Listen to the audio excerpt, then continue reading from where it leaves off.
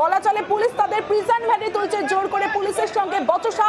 22-এর TET চাকরি প্রার্থীদের বিক্ষোভ, বেশ কয়েকজনকে আটক করে নিয়ে যাচ্ছে পুলিশ। চাকরি প্রার্থীদের যে ছবি আপনাদের দেখাচ্ছি করুণাময়ীতে,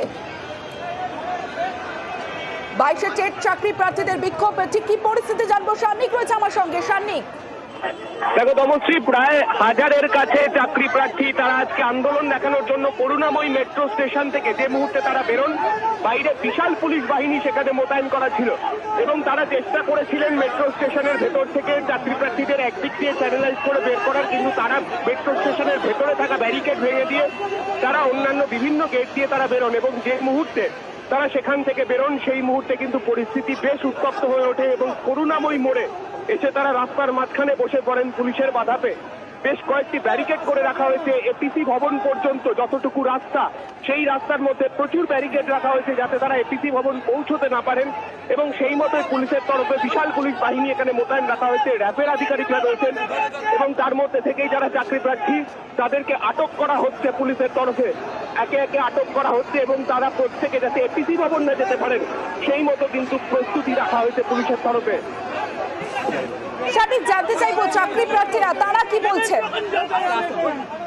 চাকরি প্রার্থী যারা রয়েছেন তারা 2022-এর টেট পরীক্ষার্থী ছিলেন এবং তারপর টেটে তারা পাস করার পরেও তারপরে এখনো পর্যন্ত তারা কোনো রকম ইন্টারভিউ নোটিফিকেশন পাননি।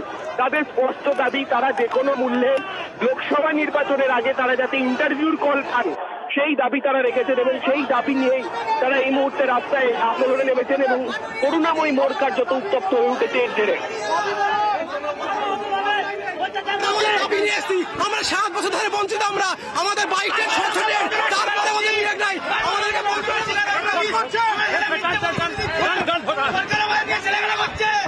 তোমরা একটু দেখো।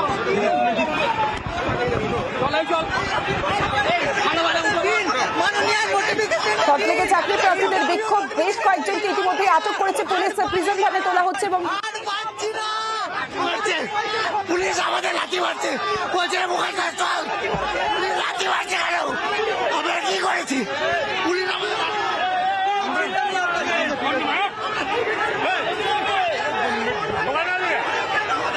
22-এর টেট চাকরি প্রার্থীদের বিক্ষোভ, আর সেই বিক্ষোভ হঠাতে প্রচুর পুলিশ মোতায়েন করা হয়েছে শহর থেকে এবং সেখানে যে ছবি আপনারা দেখছেন 22-এর যারা পরীক্ষার্থী তারা চাকরি প্রার্থী তাদের এখনো পর্যন্ত কোনো ইন্টারভিউ নোটিফিকেশন আসেনি, আর যে কারণে তারা বিক্ষোভ দেখাচ্ছেন। যেখানে শঙ্কু সাতটা রয়েছে আমার সঙ্গে, শঙ্কুর সঙ্গে কথা বলবো। শঙ্কু, চাকরি প্রার্থীরা তারা বলছেন তারা দীর্ঘদিন ধরে তাদেরকে কোনো রকম চাকরির ইন্টারভিউর জন্য নোটিফিকেশন দেওয়া হয়নি।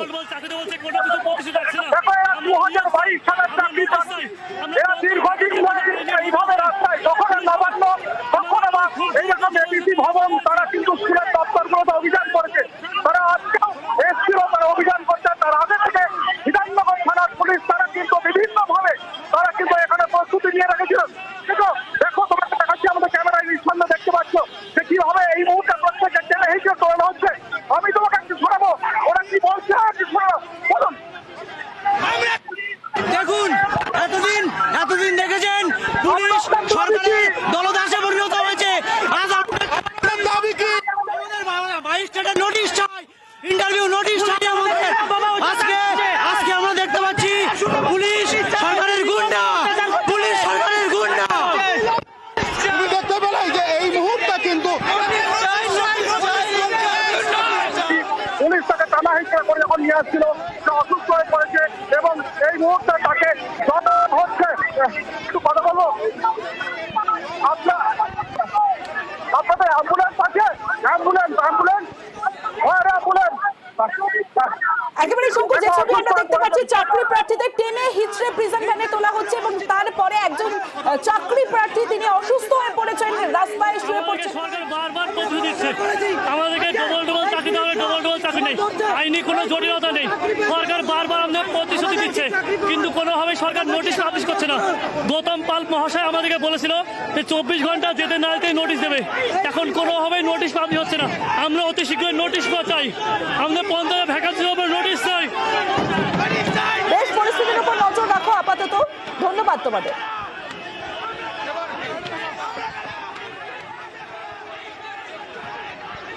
22-এর টেট চাকরি প্রার্থীদের বিক্ষোভ, যে বিক্ষোভে বেশ কয়েকজনকে ইতিমধ্যে আটক করেছে চাকরি প্রার্থীদের। অসুস্থ হয়ে গেছেন এক চাকরি প্রার্থী এবং তাদের বক্তব্য যে আইনি জটিলতা নেই, তাও চাকরি হচ্ছে না। তারা 22-এর টেট চাকরি প্রার্থী এবং তারপরেও তাদের চাকরির কোনো নোটিফিকেশন নেই, ইন্টারভিউর কোনো নোটিফিকেশন নেই, তারা দীর্ঘদিন ধরে বঞ্চিত, তাই তারা বিক্ষোভ দেখাচ্ছেন। কিন্তু পুলিশ টেনে হিচড়ে বেশ কয়েকজনকে প্রিজন ভ্যানে তুলেছেন, আটক বেশ কয়েকজন।